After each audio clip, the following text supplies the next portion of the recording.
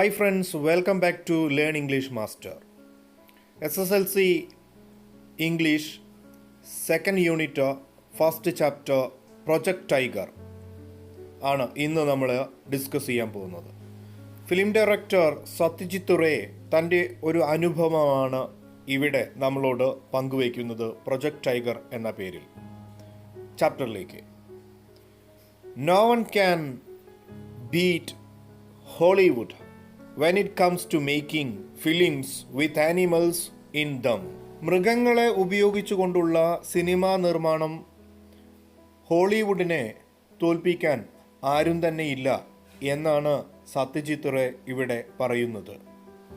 I remember films in my childhood and there were few quiet of them that had a Alsatian called Rin Tin Tin. അദ്ദേഹം തൻ്റെ കുട്ടിക്കാലത്ത് കണ്ട ഒരു സിനിമയെ ഇവിടെ ഓർക്കുകയാണ്. അദ്ദേഹം പറയുന്നു, അദ്ദേഹത്തിൻ്റെയൊക്കെ കുട്ടിക്കാലത്ത് വളരെ കുറച്ച് സിനിമകൾ ഉണ്ടായിരുന്നുള്ളൂ. അത്തരത്തിലുള്ള ഒരു സിനിമയായിരുന്നു റിൻ ടിൻ ടിൻ. അതിലൊരു അൽസേഷ്യൻ ഡോഗ് ആയിരുന്നു അഭിനയിച്ചിരുന്നത്. This dog acting was more impressive than a human.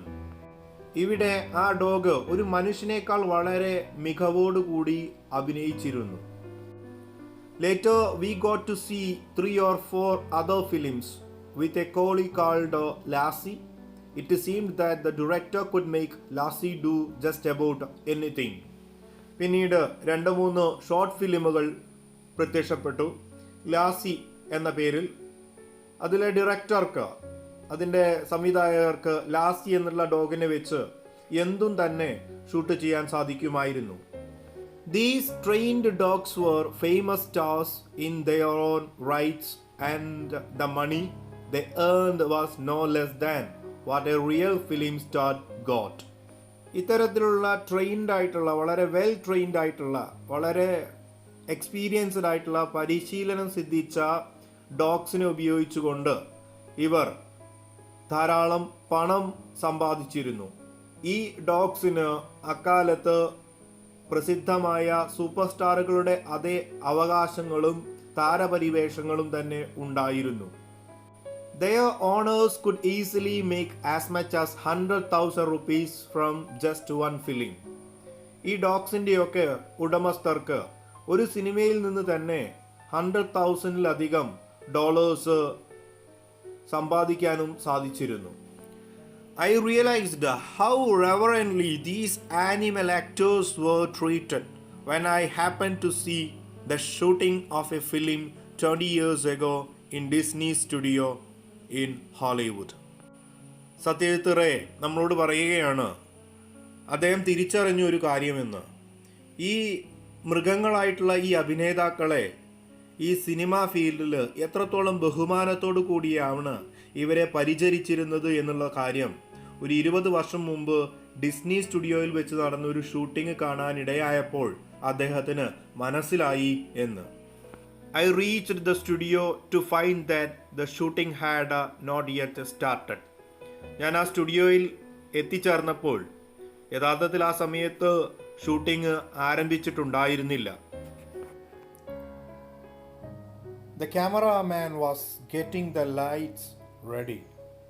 It is customary for actors to be present when the lights are arranged, for they have to show the cameraman how they will walk or where they will stand in particular shot. അദ്ദേഹം ആ Disney സ്റ്റുഡിയോയിൽ എത്തുമ്പോൾ cameraman ലൈറ്റുകളൊക്കെ റെഡിയാക്കുകയായിരുന്നു.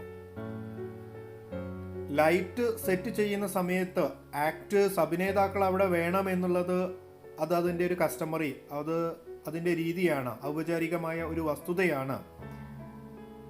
എങ്കിൽ ക്യാമറാമാന് എങ്ങനെ അവർ നടക്കുന്നു, എവിടെ നിൽക്കണം, അതുപോലെ ഏത് രീതിയിൽ ഷോട്ടുകൾ തയ്യാറാക്കണം എന്നെല്ലാം മനസ്സിലാക്കാൻ സാധിക്കും. In the case of very famous stars this job is done by their stand-ins. ഇനി വളരെ പ്രസിദ്ധരായ താരങ്ങളാണെങ്കിൽ, സൂപ്പർ സ്റ്റാറുകളൊക്കെ ആണെങ്കിൽ ഈ ലൈറ്റ് സെറ്റ് ചെയ്യാൻ വേണ്ടി അവരെ സഹായിക്കുന്നത് ഈ സൂപ്പർ സ്റ്റാർസിൻ്റെ സ്റ്റാൻഡിൻസ് ആയിരിക്കും, അതായത് ഡ്യൂപ്പുകളായിരിക്കും. A stand in is usually a person who is physically similar to the real star. യഥാർത്ഥ താരത്തിൻ്റെ ശാരീരികമായ അതേ രൂപമുള്ള വ്യക്തികളായിരിക്കും പലപ്പോഴും സ്റ്റാൻഡിൻസ്, ഈ ഡ്യൂപ്പുകൾ എന്നറിയപ്പെടുന്നത്. The stars themselves arrive only when the lights are ready and it is time to take shot. ഈ super സ്റ്റാറുകൾ ലൈറ്റുകളെല്ലാം തയ്യാറാവുന്ന നേരത്ത്, shot എടുക്കാവുന്ന നേരത്ത് മാത്രമേ അവിടെ എത്തുകയുള്ളൂ. അതുവരെ ലൈറ്റെല്ലാം സെറ്റ് ചെയ്യാൻ വേണ്ടി സഹായിക്കുന്നത് സൂപ്പർ സ്റ്റാർസിൻ്റെ ഈ ഡ്യൂപ്പുകളായിരിക്കും. Here in Disney studio I noticed that a few actors were moving about in set, and one side standing quietly was the protagonist, the same large dog. ഇവിടെ ഡിസ്നി സ്റ്റുഡിയോയിൽ ഞാനങ്ങനെ കാഴ്ചകളൊക്കെ കണ്ടു നിൽക്കുമ്പോൾ ഞാനൊരു കാര്യം പ്രത്യേകം ശ്രദ്ധിച്ചു. കുറച്ച് ആക്ടേഴ്സ് എല്ലാം അവിടേക്ക് കയറി വരുന്നുണ്ട് ആ സെറ്റിലേക്ക്. ഈ സമയം ഷൂട്ടിംഗ് ആരംഭിക്കാൻ പോകുന്ന ഈ സമയത്ത് ഒരു സൈഡിലായിട്ട് വളരെ ശാന്തനായി നമ്മുടെ ഹീറോ നിൽക്കുന്നുണ്ട്. സിനിമയിലെ hero, the same large dog, ആ വലിയ ഡോഗ് തന്നെയാണ് ഇവിടെയും hero. The cameraman shouted to everyone to take their positions, but the dog remained where it was. ലൈറ്റുകൾ സെറ്റ് ചെയ്യാനായി ക്യാമറാമാൻ ഉച്ചത്തിൽ എല്ലാവരോടും ക്യാമറയുടെ മുൻപിൽ അവരവരുടെ സ്ഥാനത്ത് നിൽക്കാൻ പറഞ്ഞു. പക്ഷേ നമ്മുടെ ഹീറോ ആയിട്ടുള്ള ആ വലിയ ഡോഗ് മാത്രം അനങ്ങാതെ അവിടെ നിൽക്കുന്നത് ഞാൻ കണ്ടു. This puzzled me. Could it be that it was not required in the next shot? ഈ വസ്തുത എന്നെ വളരെയധികം അമ്പരപ്പിച്ചു, അല്ലെങ്കിൽ ആശ്ചര്യപ്പെടുത്തി. ഒരുപക്ഷെ ഈ ഷോട്ടിൽ ആ ഡോഗിന് ആവശ്യമുണ്ടായിരിക്കില്ല, അല്ലേ? Before I could ask someone, a strange thing happened. മറ്റാരോടെങ്കിലും ഞാൻ ചോദിക്കുന്നതിനു മുമ്പേ ആ വിചിത്രമായ കാര്യം അവിടെ സംഭവിച്ചു.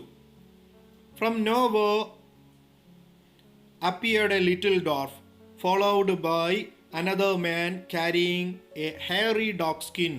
എവിടെ നിന്നോ ഒരു ചെറിയ മനുഷ്യൻ പ്രത്യക്ഷപ്പെട്ടു. എ ഡ്വാർഫ്, ഒരു കുള്ളനായ മനുഷ്യൻ പ്രത്യക്ഷപ്പെട്ടു അവിടെ. അദ്ദേഹത്തെ പിന്തുടർന്ന് കുറച്ച് പേരും ഉണ്ടായിരുന്നു. അവരുടെ കയ്യിൽ ഒരു ഹെയറി ഡോഗ് സ്കിൻ, നല്ല രോമങ്ങളുള്ള ഒരു പട്ടിയുടെ തോലും അവരുടെ കയ്യിലുണ്ടായിരുന്നു.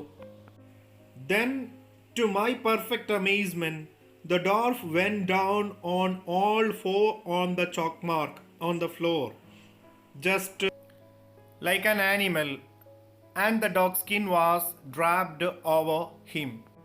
പിന്നീടാണ് എന്നെ വളരെ ആശ്ചര്യപ്പെടുത്തിയ ഒരു കാഴ്ച ഞാൻ അവിടെ കണ്ടത്.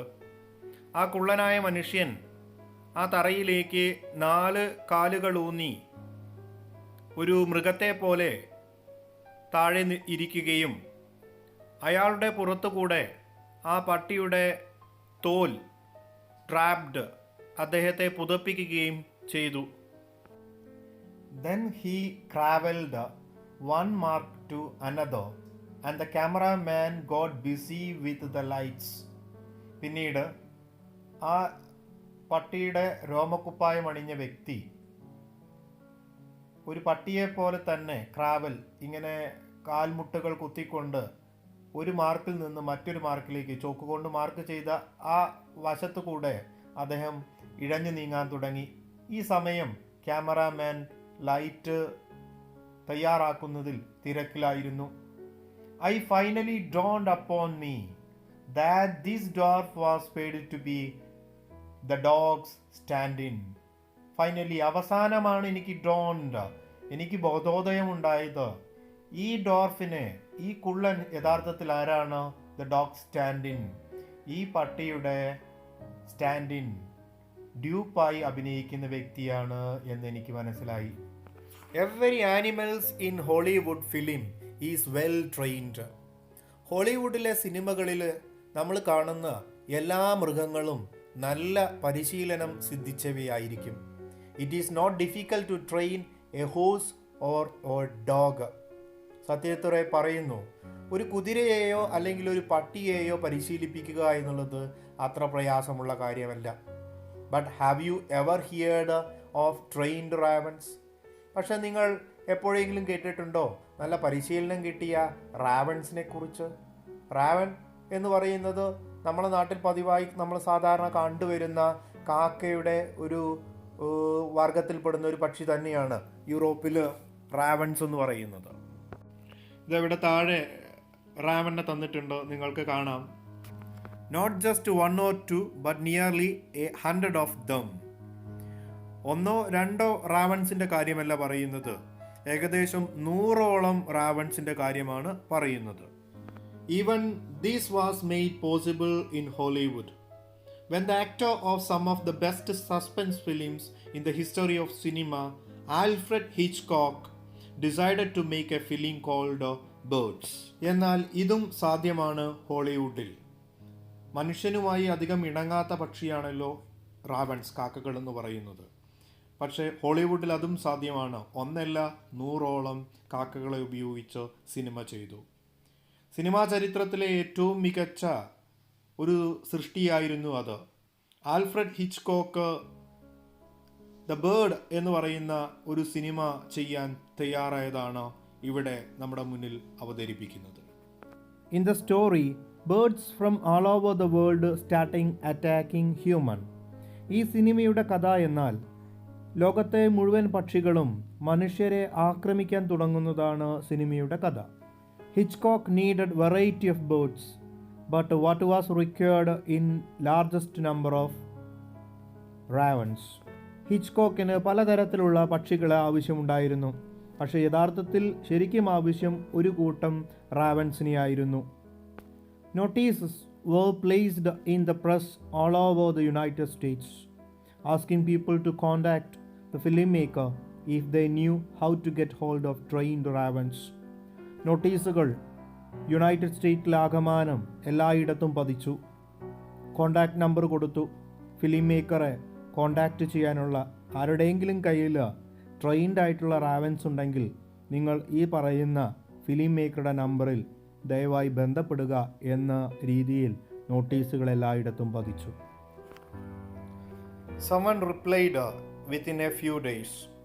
He was asked to bring his birds. And he arrived with almost 100 trained ravens. പരസ്യം കണ്ട് ഒരാൾ കുറച്ച് ദിവസത്തിനകം മറുപടി നൽകി. അദ്ദേഹത്തോട് അദ്ദേഹത്തിൻ്റെ പക്ഷികളുമായി വരാൻ പറഞ്ഞു.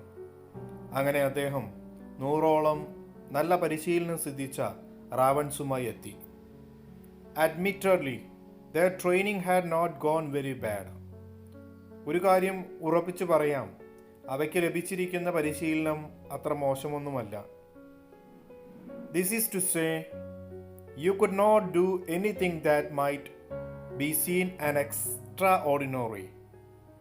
But if as many as 50 ravens are told to perch quietly in a row on a special spot, and if they obey this command instantly, it is not that pretty impressive.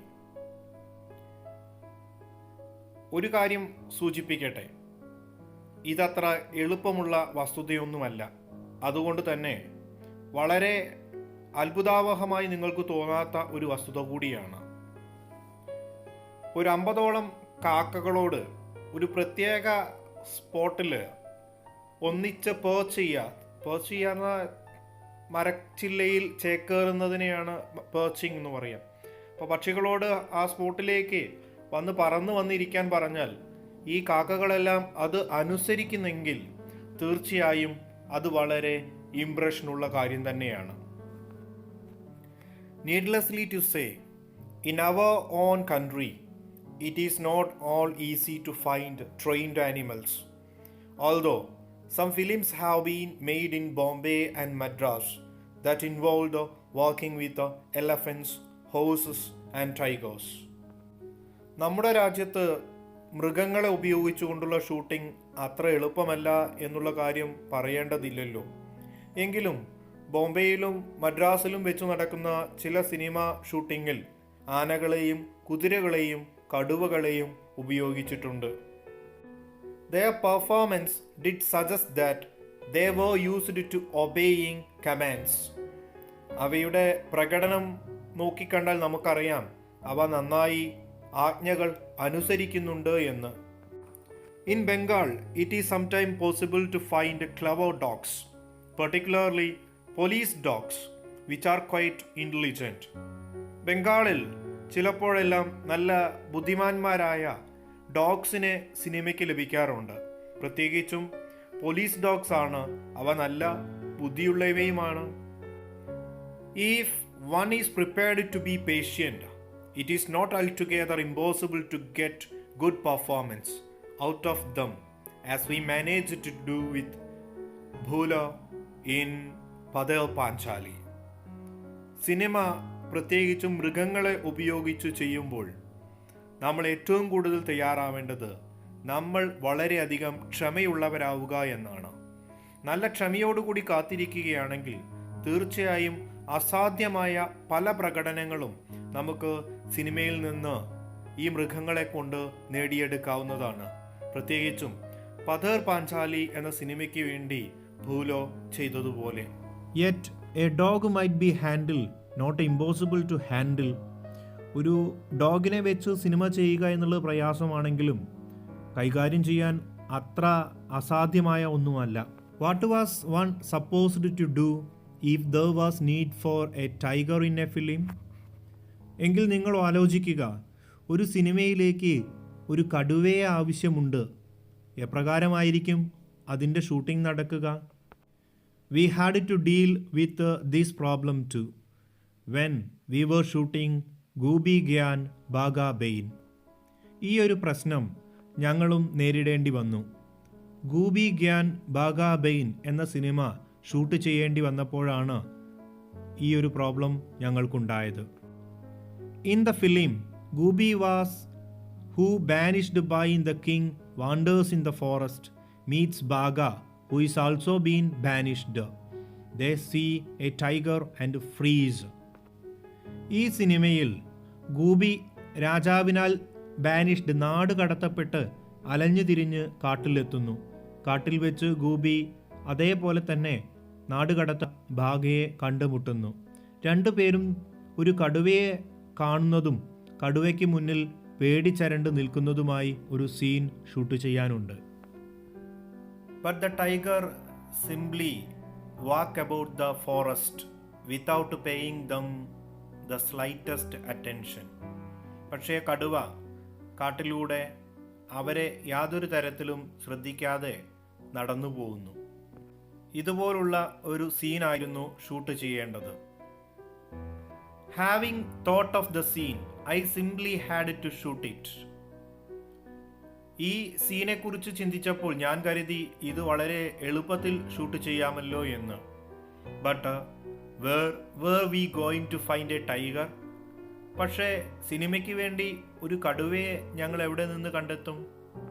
The obvious thing to do was to look at the circus since they were likely to have trained animals. വളരെ obvious, വളരെ പ്രത്യക്ഷത്തിൽ എനിക്ക് മനസ്സിൽ വന്നത് കടുവയെ കിട്ടാവുന്ന ഒരേ ഒരു സ്ഥലം സർക്കസ് കൂടാരത്തിലായിരിക്കും. ആ കടുവകൾ വളരെ പരിശീലനം സിദ്ധിച്ചവയുമായിരിക്കും. As a matter of fact, one called Bharat Circus was visiting Calcutta at time, holding show in Marcus Square. ആ സമയമാണ് ഒരാൾ ഓർമ്മിപ്പിച്ചത് ഭാരത് സർക്കസ് കൽക്കത്തയിലെത്തിയിരിക്കുന്നു എന്ന്. മാർക്കസ് സ്ക്വയറിൽ അവർ ഷോ തുടങ്ങാൻ പോകുന്നു എന്നും. We went someone to make an appointment with its Tamil manager and then went to meet him one morning. ഞങ്ങൾ ഒരാളെ അപ്പോൾ തന്നെ ആ സർക്കസ് കൂടാരത്തിൻ്റെ തമിഴ്നാട്ടുകാരനായ മാനേജറെ കാണാനുള്ള അപ്പോയിൻമെൻ്റ് എടുക്കാൻ പറഞ്ഞയച്ചു. കൂടാതെ ഞങ്ങൾ അടുത്ത ദിവസം രാവിലെ തന്നെ അദ്ദേഹത്തെ കാണാൻ പുറപ്പെട്ടു. He greeted us warmly and ordered south Indian coffee for us. ഞങ്ങളെ അദ്ദേഹം വളരെ സ്നേഹത്തോടു കൂടി സ്വീകരിച്ചു. ഞങ്ങൾക്ക് വേണ്ടി ഒരു സൗത്ത് ഇന്ത്യൻ കോഫി ഓർഡർ ചെയ്യുകയും ചെയ്തു. The manager heard the reason for our visit, then sent for one Mr. Thorat. Manager ഞങ്ങൾ എന്തിനാണ് വന്നത് എന്ന കാര്യം ഞങ്ങളിൽ നിന്ന് കേട്ട് മനസ്സിലാക്കി. പിന്നീട് അദ്ദേഹം ഞങ്ങളെ മിസ്റ്റർ തൊറാട്ടിൻ്റെ അടുത്തേക്ക് പറഞ്ഞയച്ചു. He turned out to the ring master. അദ്ദേഹമാണ് ഇവിടെ റിംഗ് മാസ്റ്റർ, മൃഗങ്ങളെ പരിശീലിപ്പിക്കുന്ന വ്യക്തി. He too was a south Indian, very well built, with features somewhat like those of a Nepali. അദ്ദേഹവും ഒരു സൗത്ത് ഇന്ത്യനാണ്, നല്ല ആരോഗ്യമുള്ള ഒരു മനുഷ്യൻ. അദ്ദേഹത്തെ രൂപം കണ്ടാൽ ഒരു നേപ്പാളിയെ പോലെയുണ്ട്. He was perhaps no more than 40. ഒരുപക്ഷെ 40 മുകളിൽ അദ്ദേഹത്തിന് പ്രായമുണ്ടായിരിക്കില്ല. He showed us an old scar on his forearm which had been caused by a tiger. അദ്ദേഹം തൻ്റെ കൈത്തണ്ടയിൽ ഒരു സ്കാർ, ഒരു പഴയ മുറിവിൻ്റെ പാട് കാണിച്ചു തന്നു. ആ മുറിപ്പാട് ഒരു കടുവയിൽ നിന്ന് ഏറ്റതാണത്രേ. We told him what we wanted. The shooting was taking place near Shiuri in Beibong. We wanted to show a tiger in a thick bamboo grove. ഞങ്ങൾ അദ്ദേഹത്തോട് ഞങ്ങൾക്ക് എന്താണോ ആവശ്യം അത് അറിയിച്ചു. ഷൂട്ടിംഗ് നടത്തുന്ന സ്ഥലം ബീബോമിലെ ഷിഹൂരിക്കടുത്താണ്. We wanted to show tiger in thick bamboo grove. All the animal was required to do was come out of the bamboo grove into the open space, pace gently for a while, look at the camera if possible, and then go back. All the animal was required to come out the bamboo grove into open space.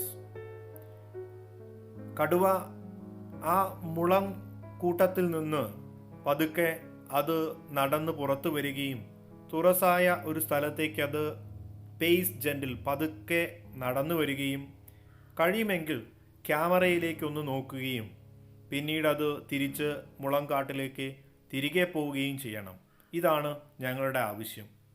Could a tiger from Bharat circus do this job?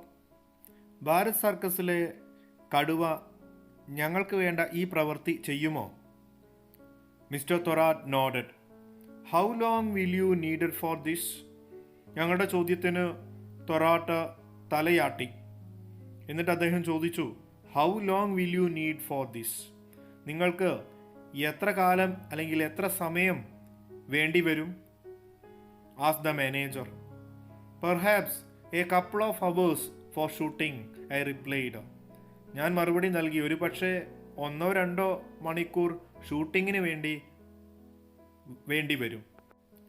But that would be addition to the time it will take the travel to and from Shivuri. പക്ഷേ ഷിവൂരിയിലേക്ക് അങ്ങോട്ടുള്ള യാത്രയും ഇങ്ങോട്ടുള്ള യാത്രയും ഉണ്ട്. അതിന് സമയം കൂടുതൽ വേണ്ടിവരും. On being told that the travel itself should take no more than 2 days, the manager agreed to put the tiger in its cage and send it in a lorry. He invited us to take a look at the tiger. ഞങ്ങൾ പറഞ്ഞതനുസരിച്ച് 2 ദിവസത്തിൽ കൂടുതൽ ആവശ്യമുണ്ടായിരിക്കില്ല. അതുകൊണ്ട് തന്നെ manager കടുവയെ ഒരു കൂട്ടിലടച്ച് ലോറിയിൽ കയറ്റി ഷൂട്ടിംഗ് സ്ഥലത്തേക്ക് എത്തിക്കാം എന്ന് സമ്മതിച്ചു. അതിനുശേഷം അദ്ദേഹം ഞങ്ങളെ കടുവയെ കാണാൻ വേണ്ടി കൂട്ടിക്കൊണ്ടുപോയി. Do you think it is going to be easy to set the animal free in the bamboo grove? I could not help asking. ഈ കടുവയെ സ്വതന്ത്രമായി വളരെ എളുപ്പത്തിൽ ആ മുളങ്കാട്ടിൽ അലഞ്ഞു തിരിയാൻ വിടാൻ സാധിക്കുമോ? എനിക്ക് ചോദിക്കാതിരിക്കാൻ കഴിഞ്ഞില്ല. Mister Thorat frowned. ഇത് കേട്ട് മിസ്റ്റർ തൊറാട്ട് നെറ്റിച്ചുളിച്ചു. I am not sure. അദ്ദേഹം പറഞ്ഞു, എനിക്ക് അക്കാര്യത്തിൽ ഉറപ്പില്ല. I have never let him out of his cage on his own, so really I don't know. അദ്ദേഹം പറഞ്ഞു, ഞാൻ ഇന്നേ വരെ അവനെ കൂടിന് പുറത്തേക്ക് വെറുതെ വിട്ടിട്ടില്ല. അതുകൊണ്ട് തന്നെ എന്തായിരിക്കുമെന്ന് എനിക്കൊരിക്കലും അറിയില്ല. What were all our plans going to down the drain? How could we let the tiger trainer be seen in the animal? എന്ത്, ഞങ്ങളുടെ മുഴുവൻ പദ്ധതിയും വെറുതെ ഇല്ലാതായോ? വെള്ളത്തിൽ ഒലിച്ചുപോയ അവസ്ഥയാണോ? ഒരിക്കലും മൃഗത്തോടൊപ്പം അതിൻ്റെ പരിശീലകനെയും സിനിമയിൽ കാണിക്കാൻ സാധിക്കില്ലല്ലോ. ഇനി എന്തു ചെയ്യും? How could Goopy and Bagha petrified with fear if the supposedly ferocious animal was accompanied by a man? No, we could not allow that to happen. എങ്ങനെ ഗൂബിയും ബാഗയും ഈ ഫെറോഷ്യസ് ആയിട്ടുള്ള ഈ ഭീകരനായ ഈ വന്യമൃഗത്തെ കണ്ട് പേടിക്കും? ആ മൃഗത്തിൻ്റെ കൂടെ ഒരു മനുഷ്യൻ കൂടി ഉണ്ടെങ്കിൽ? ഇല്ല, ഞങ്ങൾക്കൊരിക്കലും അത് സാധിക്കില്ല. Mister Thorat found a solution. I will tie a wire round the tiger's neck. It will be thin but strong. Mister Thorat ഒരു പരിഹാരം കണ്ടു. ഞാൻ കടുവയുടെ കഴുത്തിൽ ഒരു കയറ് കെട്ടാം. വളരെ കട്ടി കുറഞ്ഞ, മെലിഞ്ഞ, എങ്കിൽ നല്ല കരുത്തുള്ള ഒരു കയറായിരിക്കും അത്. If the wire was thin enough, perhaps it would remain invisible to the camera.